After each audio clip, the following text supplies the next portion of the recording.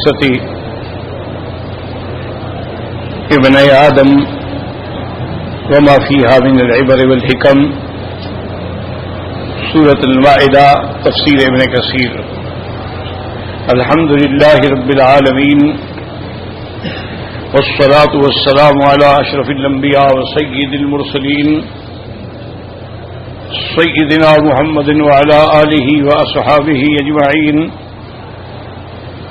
اللهم صل على سيدنا محمد وعلى آل سيدنا محمد كما صليت على إبراهيم وعلى آل إبراهيم في العالمين إنك حميد مجيد.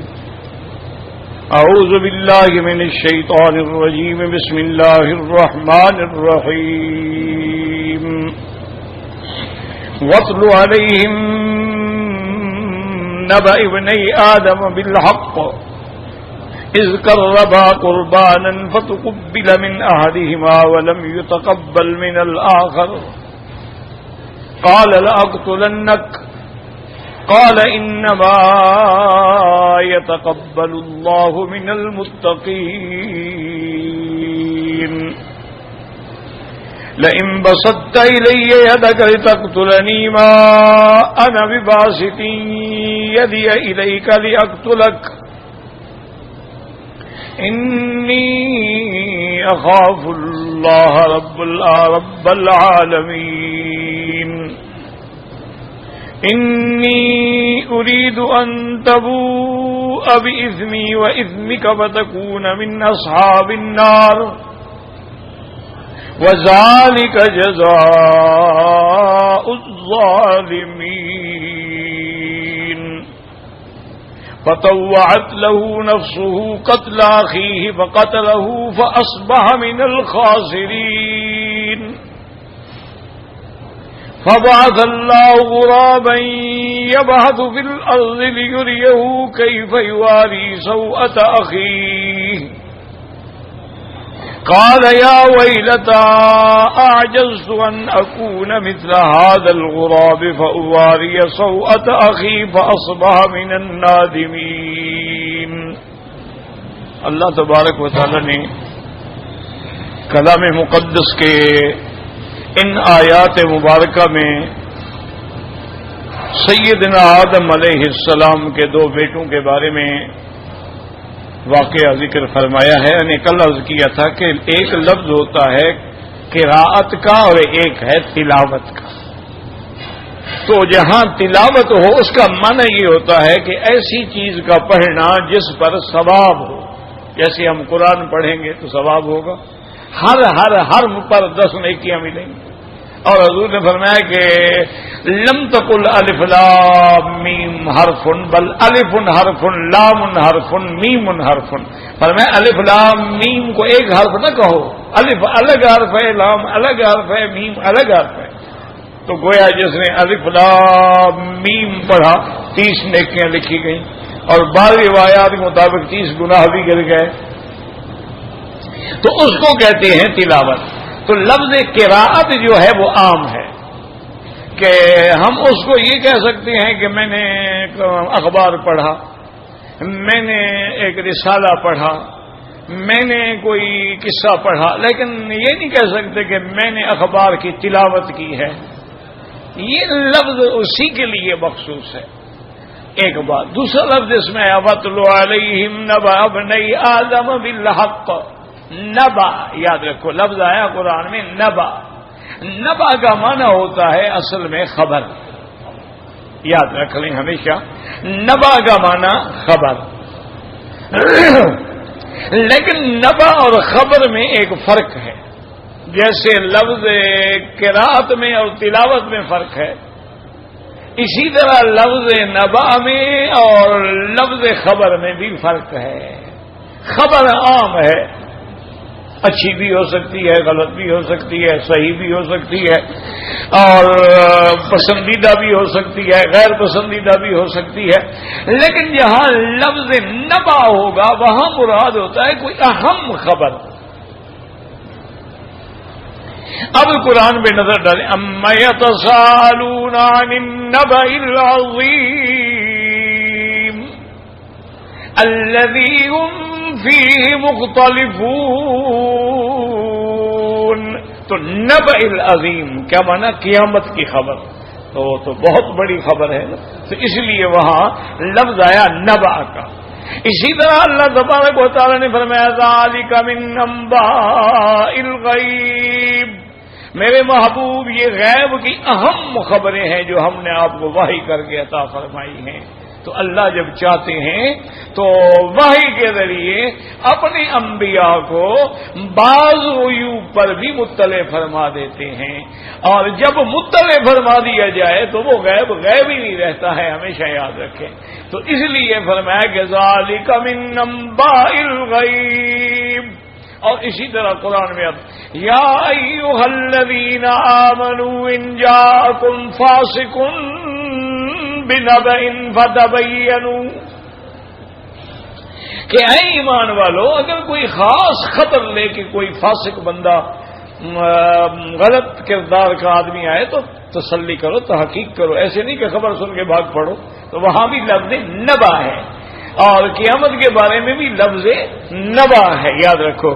اور وحی کے بارے میں بھی لفظ نبا ہے، اور یہاں بھی لفظ نبا ہے. وَاتْلُ عَلَيْهِمْ نَبَأَ ابْنَيْ آدَمَ بِالْحَقِّ.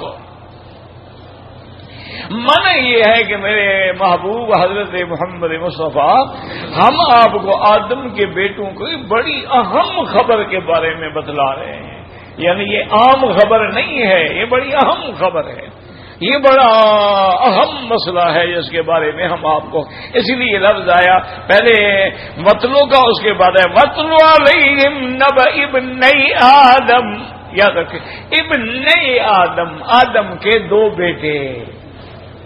اس لیے ایک قرآن پاک کا اسلوب سمجھیں، اللہ کے کلام کا اسلوب سمجھیں کہ قرآن کبھی کسی شخصیت کا نام نہیں لیتا ہے الا قلیل. یہ ایک اسلوب بیان ہے. اب دیکھیں لاکھوں انبیاء گزرے ہیں لیکن قرآن نے صرف 25 پیغمبروں کا نام لیا ہے، باقی جو ہے وہ اجمالا رسلا مبشرین ومنذرین. آمن الرسول بما انزل الیہ من ربہ والمؤمنون کل آمن باللہ وملائکتہ وکتبہ ورسلہ لا نفرق بین احد. اب رسول کتنے ہیں؟ لیکن اللہ نے صرف 25 پیغمبر ہیں جن کا نام لیا، اور کسی کا نام نہیں. یاد رکھیں اچھی طرح. اور اسی طرح جتنے بھی واقعات آئے ہیں قرآن نام نہیں لیتا. اس کی وجہ کیا ہے؟ یاد رکھو کہ ہمیں کام سے غرض ہے، نام سے تو غرض نہیں ہے نا.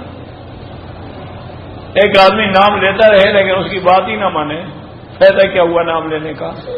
اور قرآن تو ہمیں ایک جگانے کے لیے آیا ہے، بیدار کرنے کے لیے آیا ہے، جھنجھوڑنے کے لیے آیا ہے، ہمارے اندر انقلاب پیدا کرنے کے لیے آیا ہے. وہ ہمیں نام یاد کرانے کے لیے تو نہیں آیا ہے.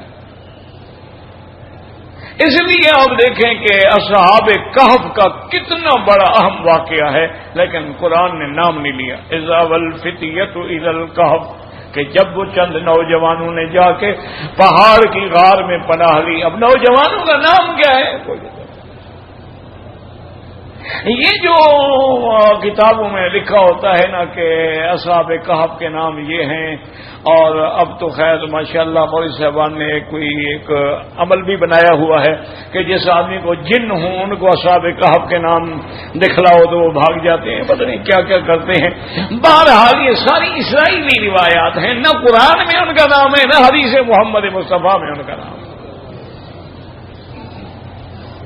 اور اسرائیلی روایات جو ہوتی ہیں لا نصدق ولا نکذب، نہ ہم تصدیق کریں گے نہ ہم جھٹلائیں گے. کیوں؟ جن لوگوں نے اللہ کی کتاب تورات بدل ڈالی ان کی روایت پر بھی اعتبار ہے. جن لوگوں نے اللہ کی کتاب کو یحرفون الکلمات مواضعہ، کلمات بدل ڈالے، تحریف لفظی کی، تحریف معنوی کی، ان کی روایت کا کیا اعتبار ہے؟ اس لیے علماء ہمیشہ یاد رکھیں کہ اسرائیلی روایات جو آتی ہیں نا جی کتابوں میں، اس کا مطلب یہ ہوتا ہے کہ ہمیں صرف معلومات مل جائیں بس. اگر وہ قرآن اور حدیث کے موافق ہیں تو مان لو، مخالف ہیں تو پھینک دو. اور اگر نہ موافق ہیں نہ مخالف ہیں مجرد معلومات ہیں تو ٹھیک ہے، ایک علم حاصل ہوتا ہے تو ہو جائے، ورنہ نام نہیں ہے۔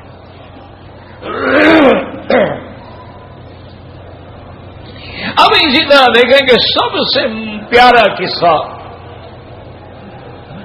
جس کو خود اللہ نے احسن القصص فرمایا ہے، حضرت یوسف علیہ السلام کا قصہ ہے، اور یہ شان والا پیغمبر ہے جس کا قصہ ایک صورت میں مکمل اللہ نے بیان فرمایا ہے، اور کسی پیغمبر کا قصہ ایسے نہیں بیان فرمایا۔ آئے گا قصہ لیکن ٹکڑے ٹکڑے، کوئی واقعہ کسی صورت میں، کوئی واقعہ کسی، لیکن اول سے لے کر آخر تک جو قصہ ہے وہ صرف حضرت یوسف علیہ السلام کا۔ لیکن دیکھیں وجا اخوت یوسف، یوسف کے بھائی آئے، کیا نام تھا؟ قرآن نے نام نہیں لیا۔ خیر ہمارے مولوی نے تو ڈھونڈ لیا ہے کہ ان کے سگے بھائی کا نام بنیامین تھا اور اس کا نام کیا تھا، انا للہ و انا، پتہ نہیں یہ کہاں کہاں سے روایتیں ڈھونڈ کے لے آتے ہیں، پھر بات کرو تو ناراض بھی ہوتے ہیں، کیا کریں۔ اب یہ اللہ کے تم حرم میں بیٹھے ہو، ایمان سے کہو خدا کے گھر میں سارے باوضو بیٹھے ہو، انہوں نے ہر یعنی تقریر میں اور کتابوں میں مشہور کر رکھا ہے کہ آدم نے گندم کا دانہ کھایا اور جنت سے نکل گیا۔ اور یار تم گندم کا دانہ کہاں سے ڈھونڈ کے لے آئے ہو؟ قرآن کہتا ہے اللہ نے آدم کو فرمایا لا تقربا هذه الشجرۃ، اس درخت کے قریب نہ جانا۔ تو گندم کے درخت ہوتے ہیں تمہارے ملک میں؟ خدا کا خوف کرو، پتہ نہیں مولوی کو جھوٹ بولتے ہوئے کو اللہ کا ڈر بھی نہیں آیا۔ اور گندم کے کھیت تو ہوتے ہیں، گندم کے درخت تو کسی جگہ نہیں ہوتے۔ گندم ہے یا جو ہے یا باجرہ ہے یا گوار ہے یا جوار ہے، مکئی ہے، ان کے کھیت تو ہوتے ہیں، درخت تو کبھی نہیں ہوتے۔ اور قرآن تو وہاں باقاعدہ درخت کا نام لے رہا ہے کہ لا تقربا هذه الشجرۃ، اس درخت کے قریب نہیں جانا۔ تو اس لیے ان کو اللہ عالم کیا شوق ہے۔ اصل بات کیا ہے؟ وہی اسرائیلی روایات کہ وہ شاذ روایات اور مردود روایات، موضوع روایات، وہ دیکھ دیکھ کے، اور آگے کون ہے ہماری ماشاء اللہ میں دیکھا نہیں، یہ ہے نا مولوی جس کو یوسف کے بھائیوں کا بھی نام آتا ہے، یہ کیا مولوی جس کو نام بھی نہیں آتا؟ بھائی جب اللہ نے نہ بتلایا ہو، محمد مصطفیٰ نے نہ بتلایا ہو، تو میں اللہ کی اور نبی کی بات مانوں یا مولوی کی مانوں؟ اور پھر یہ ہے ہمیں نام سے غرض کیا ہے؟ بس ان کے بھائی تھے، بات ختم ہو گئی۔ اللہ نے نام نہیں لیتے۔ امراۃ العزیز، عزیز کی بیوی، کیا نام تھا؟ انہوں نے ڈھونڈ لیا زلیخا، یوسف زلیخا کی کتابیں لکھ ڈالی ہیں، انا للہ و انا الیہ راجعون۔ پتہ نہیں کوئی رشتہ داری تھی ان کی، ان کے نسب سے تھی۔ قرآن نام نہیں لیتا امراۃ العزیز۔ قالت امراۃ العزیز الآن حصحص الحق، قرآن کبھی نام نہیں لیتا۔ قرآن نے سارے قرآن میں اگر ایک عورت کا نام لیا ہے تو بی بی مریم ہے، وہ بھی اس لیے لیا ہے کہ عیسیٰ علیہ السلام کا باپ نہیں ہے، اس لیے فرمایا عیسی ابن مریم، عیسی ابن مریم، واذکر فی الکتاب مریم، سورۃ مریم، اور کسی کا نام۔ اور سب سے بڑی بات یہ ہے، ایمان سے کہیں کہ ہمارا عقیدہ ہے کہ اللہ کے بعد وہ تو خالق ہے نا، خالق کی تو مقابلے کوئی نہیں نا، مخلوق میں سب سے افضل، سب سے اکمل، سب سے اجمل حضرت محمد مصطفیٰ صلی اللہ علیہ وسلم۔ یہ ہمارا ایمان ہے اور ہمارا عقیدہ۔ لیکن قرآن نے حضور کی والدہ کا نام لیا، کسی جگہ ہے حضور کے والد کا نام لیا ہو، دادے کا نام لیا ہو؟ یہ تو شکر کرو کہ روایات صحیحہ میں مل جاتا ہے، لیکن قرآن نے نام نہیں لیا۔ قرآن کا یہ اسلوب ہی نہیں ہے، انداز بیان ہی نہیں ہے قرآن کا۔ اس لیے یہاں بھی اللہ نے کہا وَاتْلُ عَلَيْهِمْ نَبَأَ ابْنَيْ آدَمَ بِالْحَقِّ. ابنی آدم کے دو بیٹے. قرآن نے نام نہیں لیا ہے لیکن مشہور روایات جو ہیں، چونکہ یہ روایات زیادہ مشہور ہے اس لیے ذرا آدمی کو تھوڑا بہت اعتماد کرنا پڑتا ہے کہ ایک کا نام حابیل تھا اور ایک کا نام قابیل تھا، لیکن قرآن میں نہیں ہے.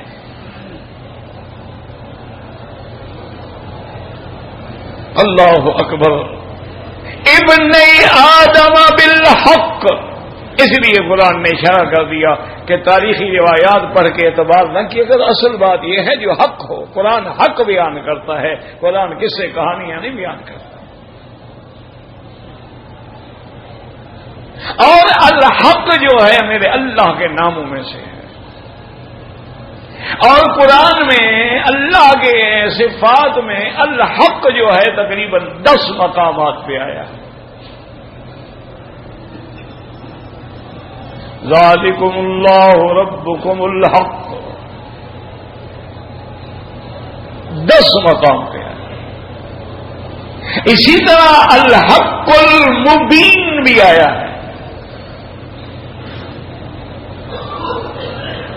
اور اسی طرح یاد رکھیں کہ رحمت دو جہاں سیدنا محمد مصطفیٰ صلی اللہ علیہ وعلی آلہ واصحابہ وسلم تسلیما کثیرا کثیرا.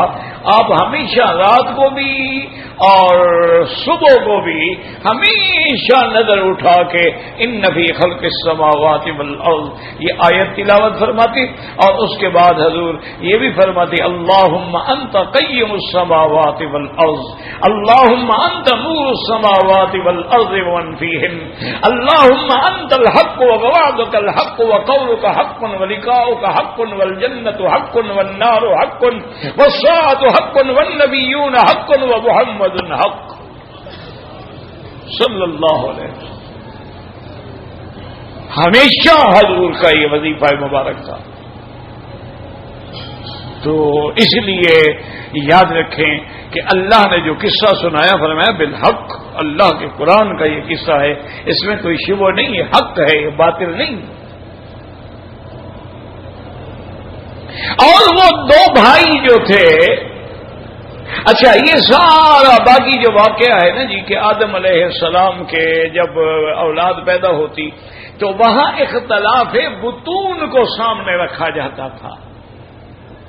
یاد رکھو ایک مسئلہ ہوتا ہے اختلاف دارین. کیا مانا کہ بیوی مثلا دارالکفر میں رہ گئی اور خامن مسلمان ہو کے دارالاسلام میں آ گیا، نکاح ختم ہو.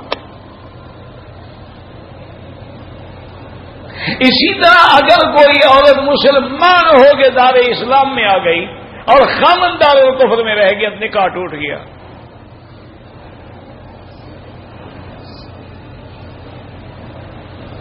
اس لیے قرآن نے فیصلہ کر دیا کہ لا ترجعون، میرا مدنی اگر عورتیں آ گئی ہیں اسلام لے کے مدینے میں، اب ان کو واپس نہ کریں. لا ہن حل لہم ولا ہم یحلون لہن، اب نہ ان کے لیے یہ حلال ہیں اور نہ وہ ان کے لیے حلال ہے. نکاح ختم، کیونکہ اختلاف دارین ہو گیا. اس کو کہتے ہیں اختلاف دارین.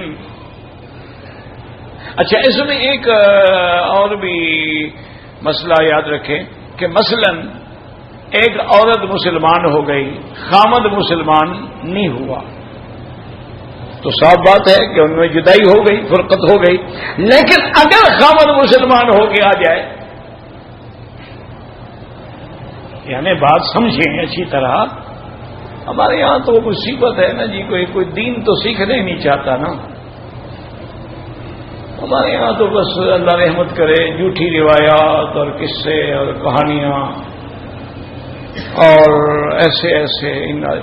اب مسئلہ سمجھو کہ بھئی اگر ایک عورت مسلمان ہو کے مثلا مدینہ شریف آ گئی دارالاسلام میں، اور شوہر جو ہے وہ نہیں آیا، اگر وہ شوہر پھر اسلام لے کے آ گیا تو اب ان کے درمیان نکاح تو نہیں تھا نا، تو اب کیا دوبارہ نکاح کریں گے؟ یا اس کے پہلے نکاح کو قائم رکھیں گے؟ تو اسلام ہمیں یہ کہتا ہے کہ اگر اس عورت نے دوسری شادی نہیں کی، اگر تو اس نے دوسری جگہ شادی کر لی تو بات ہی ختم ہو گئی نا، لیکن اگر وہ پہلا شوہر لوٹ ہے تو وہ پہلا نکاح قائم رکھیں گے۔ حضور کی اپنی بیٹی رضی اللہ عنہا مسلمان ہو کے ہجرت کر کے مدینے آ گئی، ان کا خامن جو تھا وہ اسلام نہیں لے آیا، وہ مکے میں رہ گیا۔ اللہ کی شان ہے کہ وہ بدر کی جنگ میں حضور کے خلاف لڑنے بھی آیا،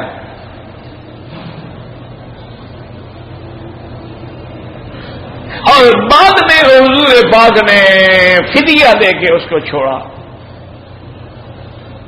اس وقت حضور کی بیٹی مکے میں تھی۔ جب آپ کا داماد قید ہوا بدر میں تو آپ کی بیٹی نے فدیہ بھیجا چھڑانے کے لیے، تو اس فدیے میں وہ ہار بھی اپنا گلے کا بھیجا جو سیدہ خدیجہ نے اپنی بیٹی کو دیا تھا۔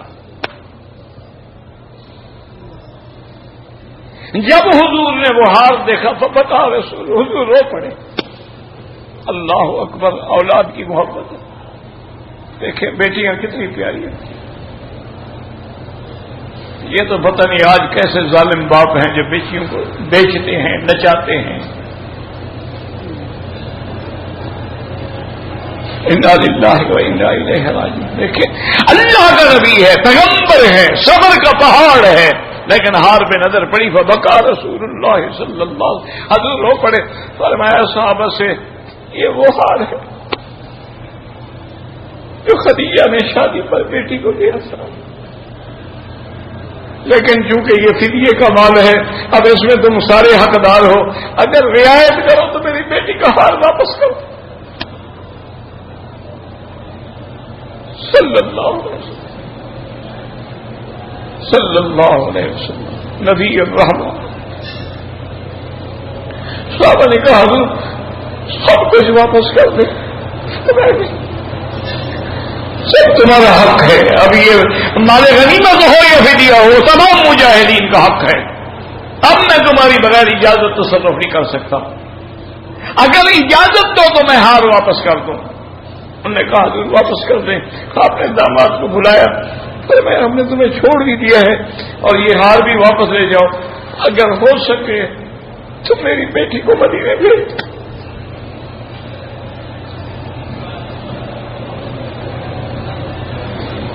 اب تم کافر ہو، کافر کے گھر میں نبی کی بیٹی بھیج۔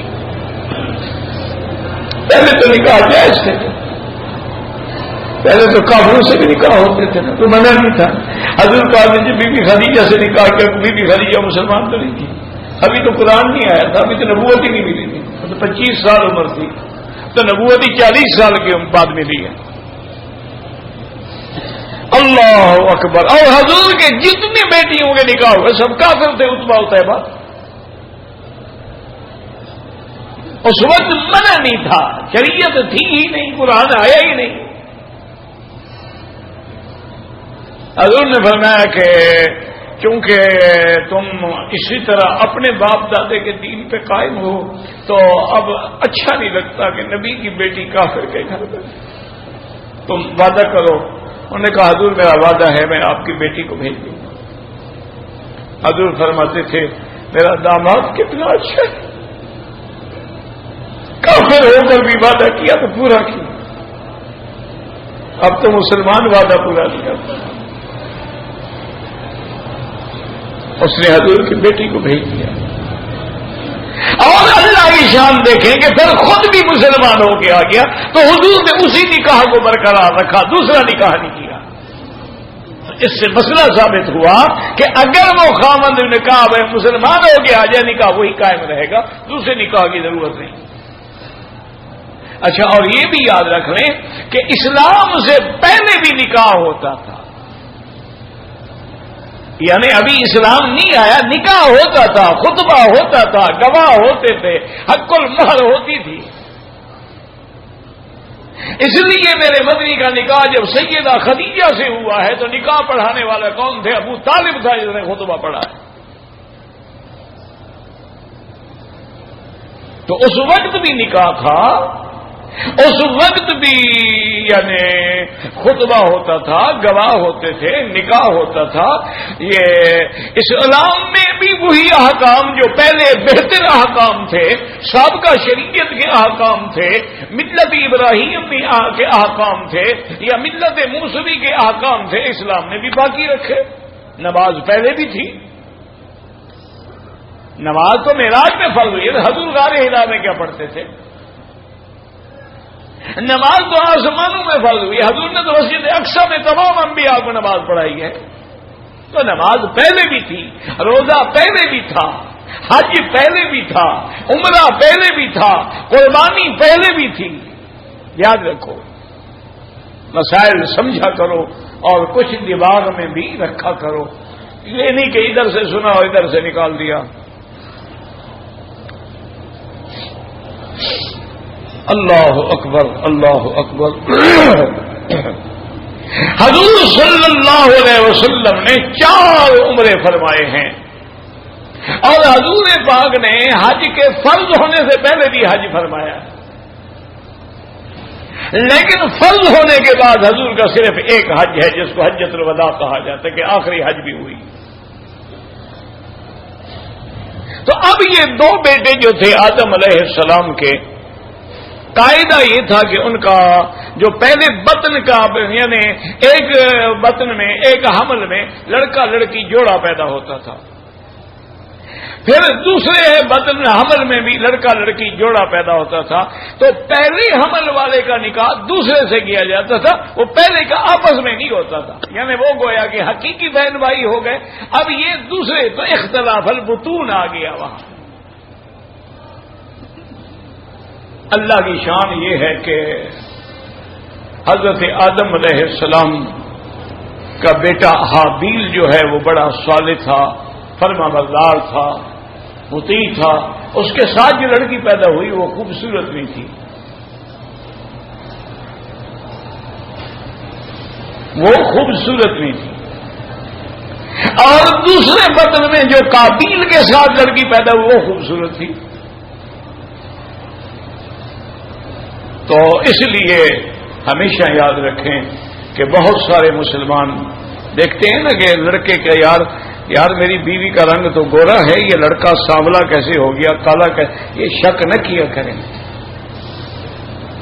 اب آدم حوا تو ایک ہے نا، لیکن ایک بچی خوبصورت ہو رہی ہے، ایک بچی خوبصورت نہیں ہے. اسی طرح ایک صحابی نے حضور کو آ کے شکایت کی، اس نے کہا یا رسول اللہ میرا بچہ پیدا ہوا ہے، اس کی شکل نہ مجھ سے ملتی ہے نہ میری بیوی سے ملتی ہے، لازماً میری بیوی نے کوئی گناہ کیا ہے. آپ نے فرمایا اچھا دیکھو تمہارے پاس کوئی اونٹ ہیں؟ انہوں نے کہا ہاں حضور میرے پاس اونٹ تو بہت سارے ہیں. اور فرمایا کس رنگ کے ہیں؟ انہوں نے کہا حضرت سارے سرخ اونٹ ہیں. انہوں نے کہا اس میں کوئی کالا بھی ہے؟ انہوں نے کہا ہاں کالا بھی ہے. میں وہ کالا کیسے آ گیا سرخ میں؟ اس نے کہا حضور ارکن یہ جب رہو، ہو سکتا ہے کہ اس کی دادے نانے کی رگ کھینچی ہو اس نے. انہوں نے کہا یہاں بھی تو کسی دادی نانی کی رگ کھینچی جا سکتی ہے نا، بلا وجہ اپنی بیوی پہ شک نہ کرو. اور خیر آج کل تو لوگوں نے مسئلہ ہی حل کر دیا نا، میڈیکل میں ڈی این اے ٹیسٹ کراؤ بات ختم کہ تمہارا بیٹا ہے یا نہیں ہے. اب تو مسئلہ ہی نہیں رہا نا. پہلے تو گروپ شپ دیکھتے تھے بلڈ کا، اس میں وہ صحیح تحقیق نہیں ہوتی تھی. کبھی کبھی ایک آدمی کے 2 آدمیوں کے ایک جیسا گروپ بھی ہو سکتا ہے، 3 کا بھی ہو سکتا ہے، 10 کا بھی ہو. لیکن اب ڈی این اے ٹیسٹ تو ایسی بلا ہے نا کہ جیسے فوراً مسئلہ حل ہو جاتا ہے. تو بہرحال یہ تھا کہ اب حابیل کی شادی ہونی تھی قابیل کی بہن سے، وہ خوبصورت تھی، اور قابیل کی شادی ہونی تھی حابیل کی بہن سے، وہ بیچاری خوبصورت نہیں تھی. تو قابیل اکڑ گیا کہ میں تو شادی نہیں کرتا، یہ تو اچھی نہیں ہے لڑکی، خوبصورت نہیں ہے. حضرت آدم علیہ السلام نے بڑا سمجھایا اور کہا نہیں، میرے ساتھ جو لڑکی پیدا ہوئی ہے نا میری بہن، میں اسی سے شادی کروں. بھائی یہ تو اللہ کا حکم ہی نہیں ہے، اختلاف البطون ہونا ضروری ہے. نہیں آپ میں اچھا ایسا کرو تم دونوں اللہ کے راستے میں کوئی نظر نیاز کرو، جس کی نظر قبول ہوگی یہ لڑکی اسی سے شادی کرے گی. حضرت آدم علیہ السلام نے مسئلے کو حل کرنا چاہا، کسی طرح حل ہو جائے. تو اس لیے قرآن کہتا ہے اذ قربا قربانا فتقبل من احدهما ولم يتقبل من الاخر. انہوں نے قربان کر کیا مانا، اس کیا ہو گیا بھائی، اس کو کیا بیماری ہو گئی؟ ہاں جی کسی نے تار نکال دیا ہوگا نا، کسی حاجی صاحب نے جوش میں آ کے محبت سے تار نکالا ہوگا. تار نکلا ہوا ہے، پاؤں مارا نیچے، حاجی نیچے دیکھ کے تو سوال نہیں پیدا ہو سکتا کہ چلے. اور کیا ہو گیا بھائی؟ وہاں ان کا کوئی قریب سچ نہیں ہوتا، اتنا دور بیچارے لے آتے ہیں. بہرحال احتیاط ہونی چاہیے. تو اب جناب نے قربانی کی، پھر کیا ہو گیا؟ او بھائی کیا ہو، کیا تماشا بنا رہے ہو؟ سچ لگانا بھی نہیں آتا یار، کیا کرے آدمی. لا حول ولا قوت الا باللہ العلی العظیم. لا حول ولا قوت الا باللہ العلی العظیم. ان کو سچ لگانا نہیں آتا. لا حول ولا قوت الا باللہ العلی العظیم. لا حول ولا قوت الا باللہ. لا حول ولا قوت الا باللہ. ہاں جی لا حول ولا قوت الا باللہ العلی. لا حول ولا قوت الا باللہ العلی. ہاتھ ہٹائیں گے پھر گر جائے گا. بہرحال تو دونوں نے قربانی بے نظر نیاز پیش کی. تو حابیل نے تو ماشاءاللہ بہترین قسم کا دمبا جو ہے نا وہ اللہ کے نام پہ پیش کیا، اور قابیل نے جو ہے نا کچھ تھوڑے بہت گندم، کوئی جو کوئی چھوٹی موٹی چیزیں جو ہیں وہ لا کے رکھ دی. قاعدہ یہ تھا آگ اترتی تھی وہ کھا جاتی تھی، اگر قبول ہو، قبول نہ ہو تو پھر آگ نہیں اترتی. اب اللہ کی شان یہ ہے کہ جب آگ اتری تو وہ حابیل کی قربانی قبول ہو گئی اور قابیل کی قربانی پڑی رہی. اب وہ بگڑ گیا، کہنے لگا یہ کیوں ہوا، تمہاری قربانی اللہ نے قبول کر لی اور میری نہیں کی ہے. انہوں نے کہا اللہ کے بندے انما یتقبل اللہ من المتقین. حاجی ایک لفظ یاد رکھ لو، انما یتقبل اللہ من المتقین. اللہ قبول کرتے ہیں کس سے؟ متقین سے. متقین کا کیا معنی؟ اللہ سے ڈرنے والوں کی قربانی اور نظر اور حج اور نیاز اور عبادت قبول ہوتی ہے. اس لیے حضرت عامر موت کا وقت جب آیا تو رو رہے تھے. تو ساتھیوں نے پوچھا کہ حضرت کیوں رو رہے ہیں؟ آپ کی تو ساری زندگی عبادت میں، ریاضت میں، اللہ کے ذکر میں گزری ہے. فرمایا میں جب یہ آیت پڑھتا ہوں کہ اللہ اس کا قبول کریں گے جو متقین ہوں گے، تو اللہ جانے میری بھی کوئی قبول ہوگی یا نہیں ہوگی، میں متقین میں ہوں یا نہیں ہوں. حضرت عبداللہ ابن مسعود رضی اللہ عنہ جلیل القدر صحابی ہیں، فقہائے صحابہ میں ہیں. فرماتے تھے اگر اللہ میری ایک نماز قبول فرما لے تو ساری دنیا کی بادشاہی سے مجھے زیادہ خوشی ہوگی. تو اس لیے ہمیشہ یاد رکھیں کہ حج ہو، صدقہ ہو، خیرات ہو، زکوٰۃ ہو، اسی کا قبول ہوتا ہے جو اللہ سے ڈرنے والے ہیں. متقین کا کیا معنی؟ کیا معنی ڈرنے والے؟ ڈرنے والے کا معنی یہ ہے کہ اللہ کے حکم پہ چلنے والے اور جن چیزوں سے اللہ نے منع کیا ہے ان سے بچنے والے، یہ متقین ہوتے ہیں. اسی لیے قرآن ہدایت ہے، لیکن فرمایا ذالک الکتاب لا ریب فیہ ھدی للمتقین. اور جنت اعدت للمتقین، اور دوسری جگہ فرمایا وَسِيقَ الَّذِينَ اتَّقَوْا رَبَّهُمْ إِلَى الْجَنَّةِ زُمُرًا. اللہ نے فرمایا جو اللہ سے ڈرنے والے ہیں ان کو آج لے جنت کی طرف لے جایا جا رہا ہے، احترام کے ساتھ لے کے جا رہے ہیں. تو اس لیے ہمیشہ یاد رکھو کہ اصل بات یہ ہے کہ ڈرنے والا اپنے رب سے، ڈرنے والے کا کیا معنی ہوتا ہے کہ جو اللہ سے ڈرنے والا النفس عن الہوی، جس نے اپنے نفس کی خواہشات کو روک دیا اللہ کے ڈر سے، وہ متقی ہوتا ہے. اور یاد رکھو تقوی کے درجے ہوتے ہیں. پہلا تقوی کا درجہ یہ ہے کہ آدمی شرک سے بچ جائے. اگر وہ شرک کرتا ہے تو متقی نہیں، اگر غیر اللہ کو پکارتا ہے تو متقی نہیں، اگر غیر اللہ کو سجدہ کرتا ہے تو متقی نہیں، اگر غیر اللہ کی نظر نیاز دیتا ہے تو وہ متقی نہیں. تقوی کا معنی ہی یہ ہے الاتقاء عن الشرک.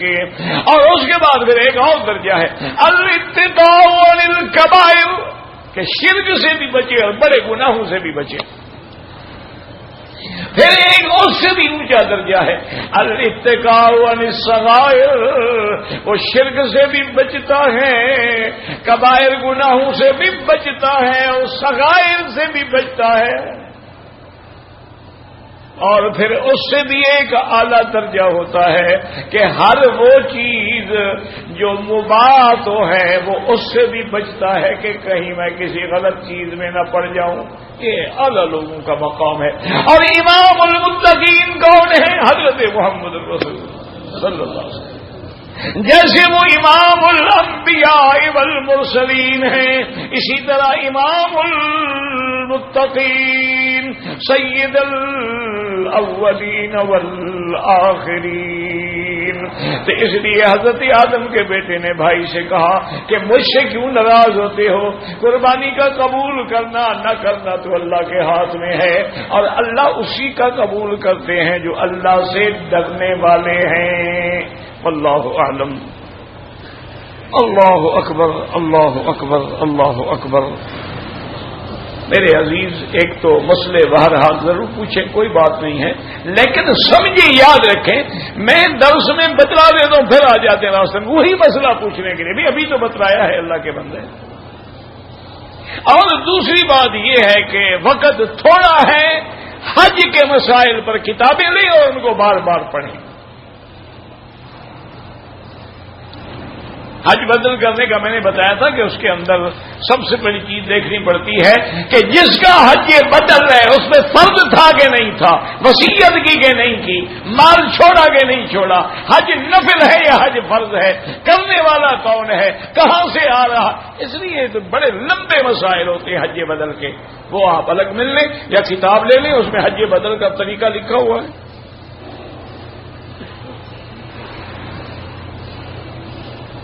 کہتے جی کہ میں ملازم ہوں، ہمارے ملک میں قانون ہے کہ ڈبل کٹوتی کروائیں اور 5 سال پہلے ریٹائر ہو سکتے ہیں. کوئی بات نہیں.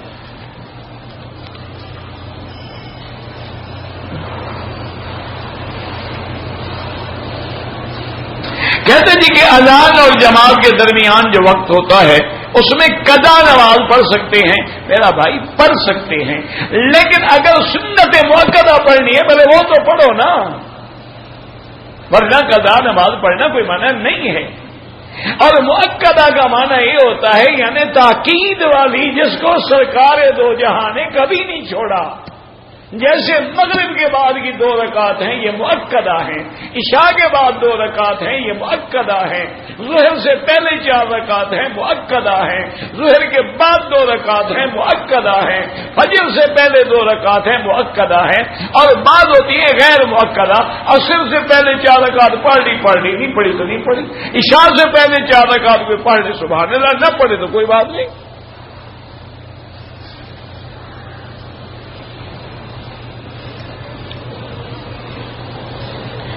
عمرہ یا طواف جو لوگ فوت ہو گئے زندہ ہیں ان کے لیے نہیں، ان کے لیے دعا کرو.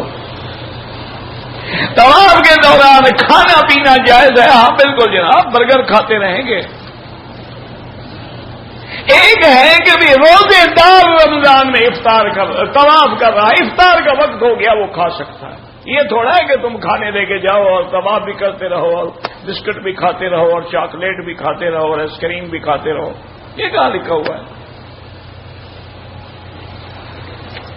یعنی ان کو یہاں بھی وہی ایک فکر ہے کہ جی کھانے پینے کا کیا ہوگا۔ انا للہ و انا الیہ راجعون۔ ملتزم کے علاوہ کسی اور جگہ سے سینہ لگانا وہ سنت کے خلاف ہے۔ سنت یہ ہے کہ صرف ملتزم تھا۔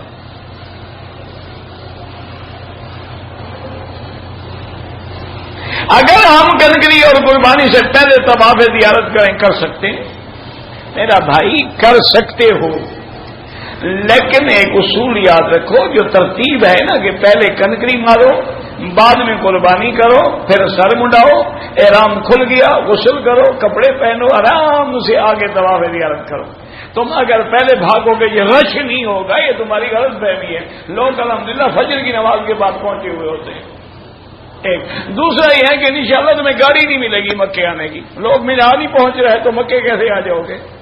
یہ عقل شکل نہ لڑانا، آرام سے مینا آؤ اور جلدی نہ کرو، آرام سے خیموں میں بیٹھے رہو، سکون سے زور سے پہلے جا کے کنکری مار لو، پھر آ کے قربانی کرو، سر منڈاؤ، غسل کرو، رات کو آ کے طواف زیارت کر لو۔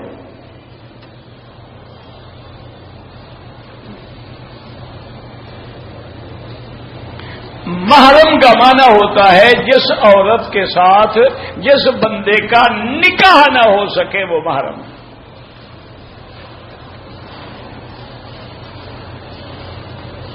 ہمارے زندہ عزیزوں کے لیے جنہیں حج کیا ہوا ہے نہیں آ سکتے، عمرہ بھائی زندہ کے لیے کوئی نہیں ہے، ان کے لیے دعا کرو، اپنے لیے عمرہ کرو، ان کے لیے دعا کرو۔ ہاں ایک طریقہ علماء نے لکھا ہے کہ آدمی طواف اور عمرہ اپنے لیے کرے، جب کر لے تو کہے کہ اللہ اس کا ثواب فلاں کو عطا فرما، کے تبرع ہے اس کی مرضی جس کو دے۔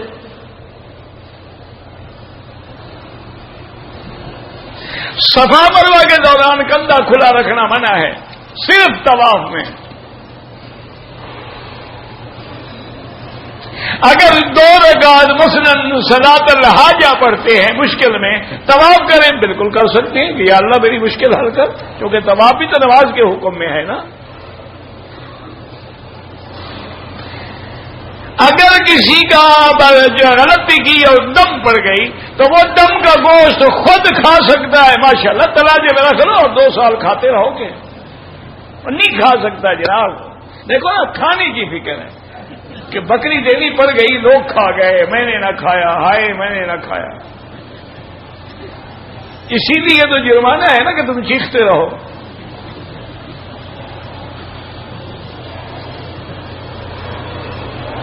حج بدل ایک، 2 آدمیوں میں ایک کے لیے ایک، 2 آدمیوں کو ثواب نہیں ملتا ہے، حج بدل ایک ہوتا ہے۔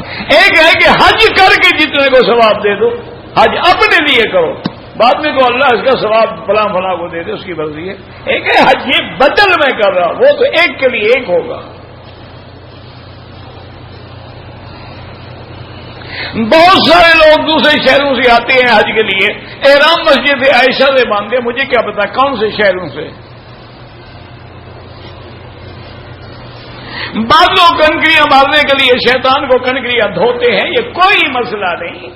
مسئلہ اصل میں جو علماء نے کتابوں میں لکھا ہے کہ بعض اوقات کنکریاں ہم ایسی جگہ سے اٹھاتے ہیں، اللہ جانے کسی بندے نے پیشاب کیا ہو یا کسی جانور نے پیشاب کیا ہو، اگر صاف ہے کوئی ضرورت نہیں دھونے کی۔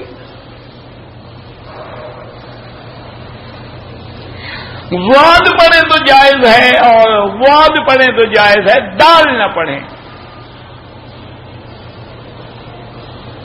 ہم قربانی کا انتظام نہیں فرماتے ہیں، اللہ بچائے، کیونکہ یہاں تو قربانی کے نام پر بھی لوگوں سے دھوکے ہوتے ہیں۔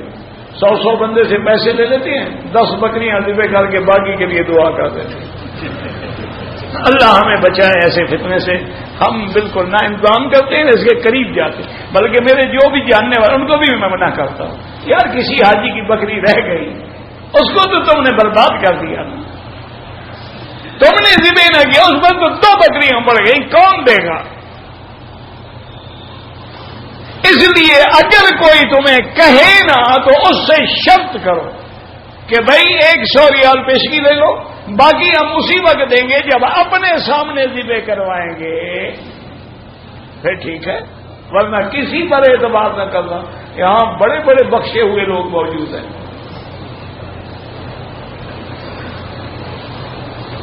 جو لوگ ریاض سے آئیں گے وہ میقات سے احرام باندھیں گے۔ دوران طواف آدمی لوگوں کو زمزم پلاتا ہے، پی سکتے ہیں اگر پیاس لگی ہو، ورنہ زمزم طواف کے بعد پینا سنت ہے۔ عورتیں نماز جنازہ پڑھ سکتی ہیں، کیا پڑھے؟ جیسے وہاں اپنے جنازے میں پڑھتی ہیں، یہاں کوئی اور چیز پڑھنی ہے۔ اگر طواف کے ابتدا میں نیت کرنا بھول جائے، جب ادھر جا رہے ہو نیت ہے تو جا رہے ہو، کیا بھول جائے؟ زبان سے کہنا تو کوئی ضروری نہیں۔ جب تم یہاں سے چل پڑے، حجر اسود کے سامنے بھی چلے گئے، بسم اللہ اللہ اکبر بھی کہہ دیے، اور نیت کیا ہوتی ہے؟ سیکھ ہوتی ہے نیت کو۔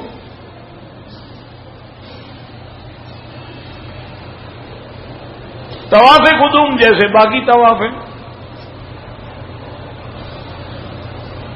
اگر عورت کو ایام حیض آ جائیں اور 12 اور 13 کی فلائٹ ہے، طواف زیارت کے بغیر نہ حج ہوگا نہ خامد پر حلال ہوگی۔ فلائٹ چھوڑ دیں، کوئی مصیبت ہے کیا ہے؟ فلائٹ چھوڑ دیں، بعد میں چلے جائیں، یا پہلے سے کسی لیڈی ڈاکٹر سے مشورہ کر کے گولیاں کھا لیں، ان دنوں میں حیض ہی نہ آئے، جان چھوٹے۔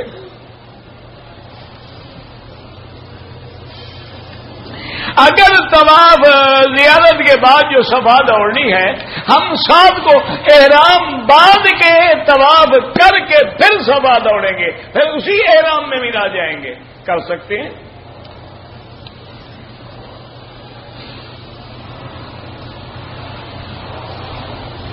یہ تو پڑھا ہی نہیں جاتا، آپ نے کیا لکھا ہے؟ اگر نماز میں عورت آگے کھڑی ہو، فقہ حنفی میں نماز نہیں ہوتی، برابر کھڑی ہو تب بھی نہیں ہوتی۔ اگر کوئی شخص ہوائی جہاز کے ذریعے عرفات کے اوپر سے گزر جائے، پہلے نیت ہے احرام باندھا ہوا ہے یا ویسے گزر جائے، یہ بھی دیکھنا پڑے گا کہ اس کی نیت بھی ہو احرام بھی ہو، پھر ہوائی جہاز پہ گزرے، پھر ہو جائے گا۔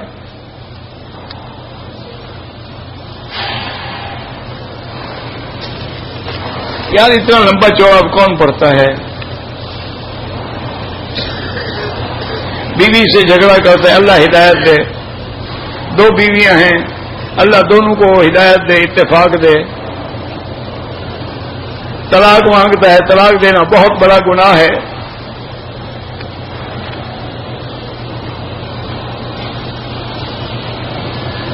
طلاق جو ہے نا میرا بھائی، اگر عورت حاملہ ہو تب بھی طلاق ہو جاتی ہے۔ عورت کے ہاں ڈر کے باہر آ رہی ہے، الگ آ کے مسئلہ پوچھ رہا، بڑا لمبا چوڑا مسئلہ ہے، ہو سکتا ہے میں نے سمجھا ہی نہ ہو۔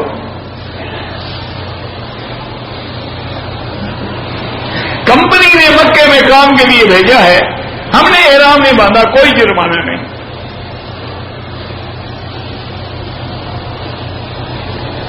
اگر رمضان کے بعد عمرہ کیا ہے اور حج بھی کرنا ہے، پھر ایک بکری دینی ہے۔ اگر بال کٹوانے کے لیے خوشبودار شیمپو استعمال کیا، آئندہ بالکل نہ کریں۔ اب جو غلطی ہو گئی 5-4 ریال خیرات کر دیں۔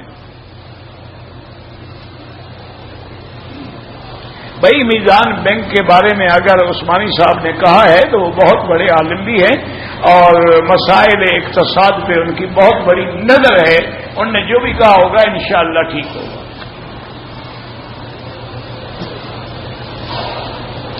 نہانے سے پہلے جو ہے پوری طرح وضو کر لیں، پاؤں نہ دھوئیں، پھر پانی بہا لیں، غسل کر لیں۔ اگر طواف کے دوسرے چکر میں وضو ٹوٹ جائیں وضو کریں، پھر ابتدا سے شروع کریں۔ اگر ایک عورت کو ایام شروع ہو جائے، دوسرے دن دوائی لے کے روک دینا، پہلے سے دوائی کھائے کہ ایام آئی ہی نہ، شروع ہو گیا پھر تو شروع ہو گئے، پھر روکنے کا کیا فائدہ؟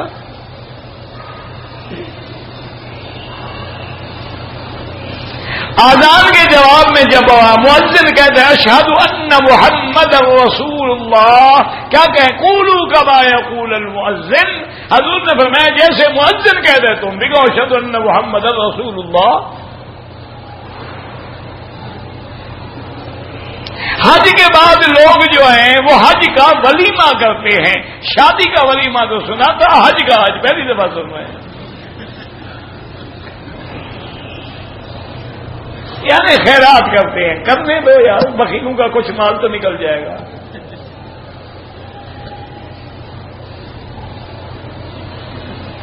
طواف زیارت کرنے کے بعد احرام کھول دیا، احرام تو پہلے کھل جائے گا مینا میں، بعد میں کیا کھول دیا؟ اور طواف کرنے کے بعد صفا مروہ بھی دوڑنی ہے، طواف الوداع کے بعد صفا نہیں دوڑنی ہے۔ آج کل عمرہ کرنا افضل ہے یا طواف کرنا افضل ہے؟ جتنی دیر عمرے میں لگائیں اتنی طواف کریں وہ زیادہ افضل ہے، کیونکہ عمرے میں اختلاف ہے ائمہ کے نزدیک، بعض فرماتے ہیں جائز ہی نہیں اور بعض ائمہ کے نزدیک، لیکن طواف میں تو کوئی جھگڑا ہی نہیں ہے نا، وہ تو قرآن کا حکم ہے۔ اگر احرام کی حالت میں خوشبو والے صابن سے ہاتھ دھو لیے 2-4 ریال خیرات کر دو۔ اگر عمرے کے دوران میں ایک جسم کا بال ٹوٹ گیا کچھ بھی نہیں ہوتا۔ عورت کے لیے حرم میں جمعہ کی نماز اگر موجود ہے تو پڑھ لے، جمعہ کے لیے آنا ضروری نہیں ہے، اگر حرم میں موجود بیٹھی ہے تو پڑھے گی۔ 12 ربیع الاول کو جو میلاد بناتے ہیں بالکل بدعت ہے۔ 12 ربیع الاول کو حضور کی وفات ہے، حضور کی ولادت 9 ربیع الاول ہے۔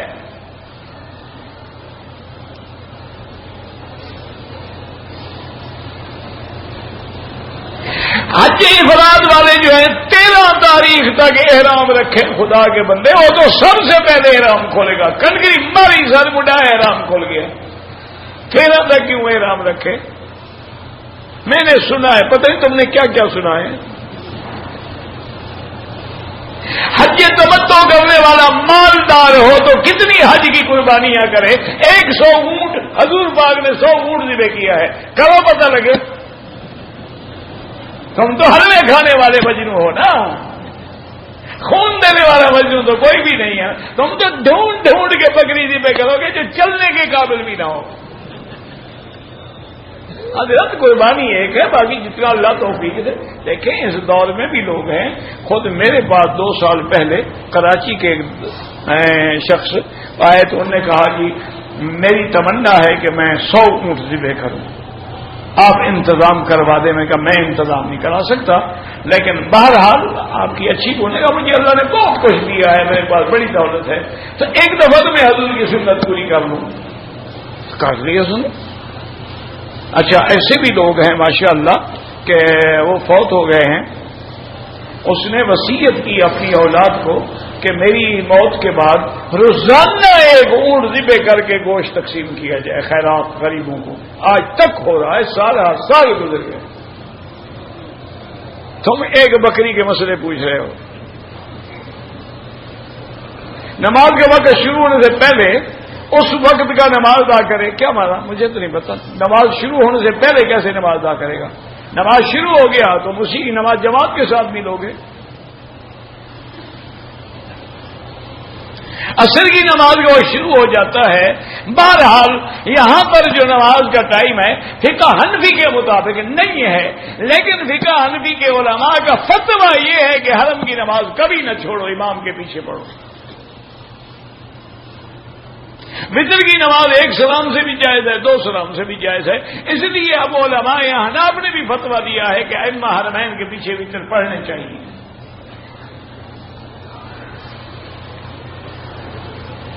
مجھے قرآن یاد نہیں ہوتا، حفظ قرآن کی ایک دعا ہے، وہ اب دلائل النبوہ میں بھی ہے اور جو فضائل قرآن کی کتابیں ہیں ان میں بھی ہے، وہ دعا پڑھو انشاءاللہ یاد ہو جائے گا۔ میں نے عمرہ کیا ہے، شوال کے بعد احرام باندھا تھا، مسجد ابھی حج کرنے کا ارادہ ہے تو ایک بکری دینی ہوگی. تبلیغی جماعت والوں کو مسجد میں آنے دیں. نہ کوئی ڈاکو چور ہو اس کو آنے دیں, شریف لوگوں کو کیوں؟ ان کو آنے دیں جو گانے بجانے والے ہوں, قوالی والے ہوں, مجرے والے ہوں, ڈانس والے ہوں, ناچ والے ہوں. تبلیغ والے کیوں آئیں؟ تبلیغ والوں کو تو اللہ کے نبی کو جو نکالا گیا, اللہ کے نبی کیا کرتے تھے؟ بلغ ما انذر الیک, تبلیغ ہی کرتے تھے. اور تبلیغ والے تمہیں نکالے نا, خوش ہوا کرو, سنت ادا ہو گئی. اور اگر 2-4 پتھر پڑے تو اور زیادہ خوش ہوا کرو. مار کھاؤ گے تو کام بنے گا.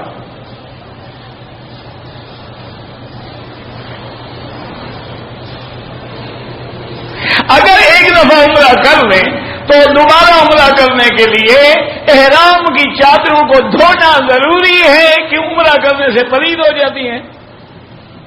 عجیب مسئلہ ہے بھائی. نہیں, عمرے میں کوئی گندا کام کیا آپ نے, پلید ہو گئی ہیں. پاک ہے تو 100 عمرہ کرو, اور پہلے عمرے میں بھی پلید ہو جائے تو دھو ڈالو. یہ کیا ہے؟ اگر حالت احرام میں ہم چھتری استعمال کریں بالکل جائز ہے.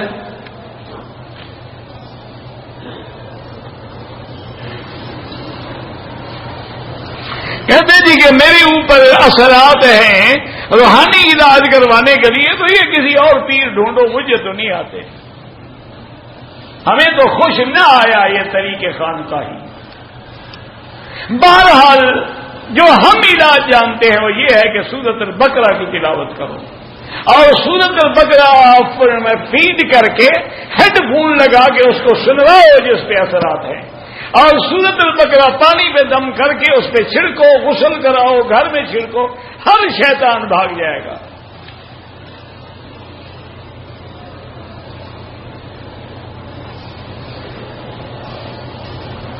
حرم نماز میں اول وقت میں ہوتا, اول وقت بھی حدیث میں ثابت ہے, آخر وقت بھی ثابت ہے. رفع یدین کرتے ہیں تو کیا ہو گیا؟ تو مستحب کی بات ہے, اعلیٰ اولیٰ کی بات ہے, اس سے تو کوئی فرق نہیں پڑتا. یہ بد قسمتی ہے ان لوگوں کی جو ائمہ حرمین کے پیچھے نماز نہیں پڑھتے. ان کو اللہ نے محروم کر دیا ہے کہ 20 لاکھ آدمی ایک طرف کھڑے ہو اور 20 آدمی ایک طرف کھڑے ہو. اور خدا کا خوف کیا کرو مولویوں. اگر ان اماموں کے پیچھے نماز نہیں ہوتی تو حج کون تمہارا مولوی آگے پڑھاتا ہے؟ حلوے والا. حج بھی تو یہی امام پڑھاتے ہیں نا, پھر تمہارا حج بھی تو نہیں ہوتا.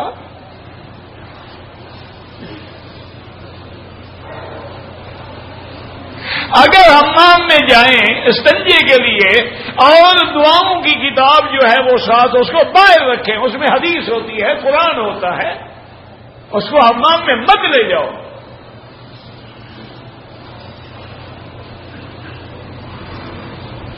اگر عورت اپنے بیٹے یا شوہر کے ساتھ بازار میں جا کے کوئی چیز خریدے کوئی حرج نہیں, کوئی منع نہیں. بات تو یہ ہے کہ ادب سے جائے, حیا سے جائے, وقار سے جائے, اور اپنی عزت کا اور اپنے پردے کا لحاظ رکھے. یہ تو نہیں منع. کئی صحابیات جن کا خود جا کے بیچاری سودا لے آتی تھی.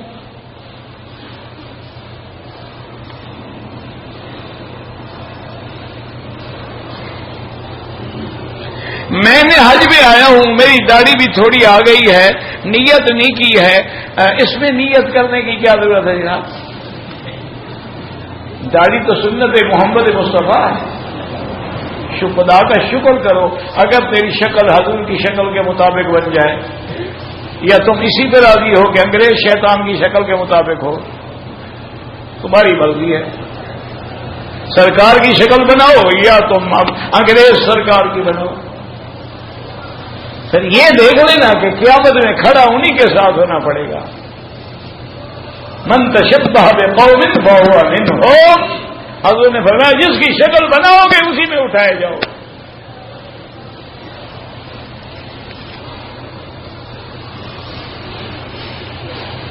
یہاں جو جنازہ پڑھایا جاتا ہے حرم میں, ہمیں سمجھ ہی نہیں آتی. کیا سمجھ آئے کہ لڑکا ہے یا لڑکی ہے یا دونوں ہیں یا تینوں ہیں؟ کیا مانا ہر زبان میں وہ اعلان کریں تو جنازہ تو دوسرے دن پڑھائے نا.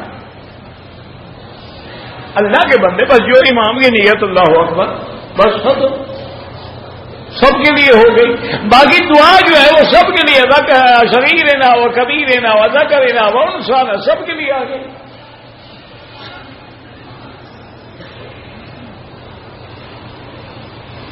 نفلی طواف میں بالکل استلام بھی ہے استقبال بھی ہے. یہ کیا مانا؟ طواف سب برابر ہے. نمازی کے آگے نہ گزرے، مجبوری ہو تو سجدے کی جگہ سے دور ہو کے گزرے. اگر دوران طواف والے نمازی کے آگے گزرے ان میں کوئی گناہ نہیں ہوتا. دوران طواف عورت اپنے محرم کا ہاتھ پکڑ کے طواف کرے کوئی حرج نہیں.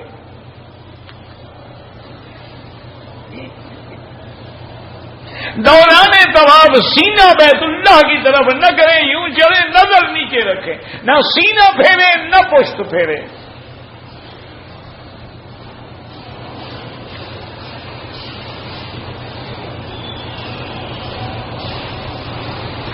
میں نے ملتزم میں حاضری دی اور دعا مانگی اور لپٹا خوشبو، تو خوشبو آپ کے بدن کو لگی یا نہیں لگی؟ اگر نہیں لگی تو کوئی بات نہیں، خوشبو تو آتی رہتی ہے ہر وقت چونکہ اثر لگا رہتا ہے. حالت احرام میں فوٹو کھنچوانا کیسے ہے؟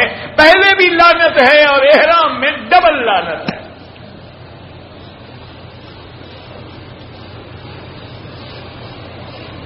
نماز میں دھیان ادھر ادھر جاتا ہے، ٹی وی میں تو ادھر ادھر نہیں جاتا نا. پھر ڈرامہ دیکھ رہے ہوں یا فلم دیکھ رہے ہوں تو 4 نمبر کی ہے دیکھو پھر بھی آنکھیں وہی سی کھڑی ہوئی. مجال ہے کہ ادھر ادھر جھل لگ جائے، خیال ہی نہیں نماز کا تو خیال تو جائے گا. ہمارا اگر تیرا خیال ہو گیا اللہ اکبر کس کی دربار میں آ گیا ہوں، مجال ہے خیال بھٹکے.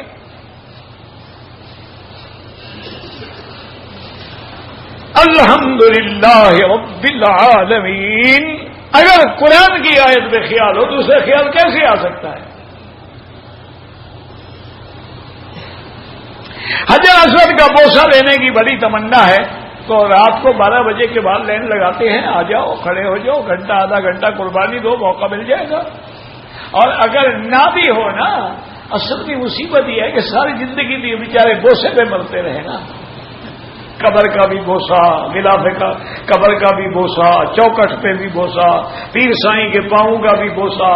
تو اب یہ بیچارے پریشان ہیں کہ اگر یہاں بوسا نہ ملا تو حج کیسے ہوگا؟ حضور نے بتلایا ہے جناب کہ اشارہ کرو تو بوسے کے برابر ثواب ہے. تو ہم کیوں دھکے کھائیں گا؟ مکہ میں کام کرتا ہوں، میرا عقیقہ نہیں ہوا، کوئی بات نہیں جناب، نہیں ہوا تو نہیں ہوا.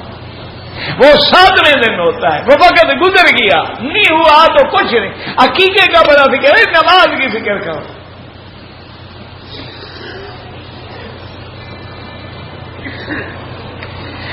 نماز طواف میں نظر نیچے رکھیں، ہر حال میں نظر نماز میں بھی نیچے ہو، طواف میں بھی نیچے ہو.